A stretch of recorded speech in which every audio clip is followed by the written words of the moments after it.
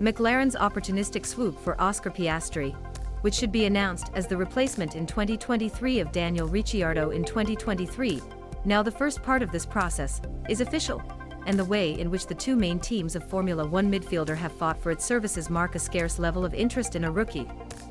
Alpine's interest has been established for a long time. Piastri was part of his 2020 academy after winning the Renault Eurocup formula. But as a driver on the sidelines of F1, without even a free practice out of his name, it is understandable to wonder how and why a recruit of another team's program found himself in the scope of McLaren. Once McLaren decided that the replacement of Ricciardo was worth it, Piastri was an obvious target, however. Especially when you look beyond the titles of the consecutive titles of Formula 3 and Formula 2 and study the way of its ascent. Piastri is clearly well behind the wheel. He is also confident, ambitious, studious, and a misleadingly relaxed character. This can collect how he has always been sure of himself. There are the usual things, as indicated at the end of 2021.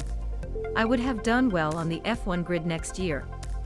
But there are other examples, such as a desire to mark my territory once it has mounted on the F1 package in Formula 3, and make sure no one was going to push me. At the end of 2020, he was not intimidated by his first test and his experience from the Grand Prix weekend with Renault at all, even if he could feel that his career had accelerated slightly by winning the F3 championship.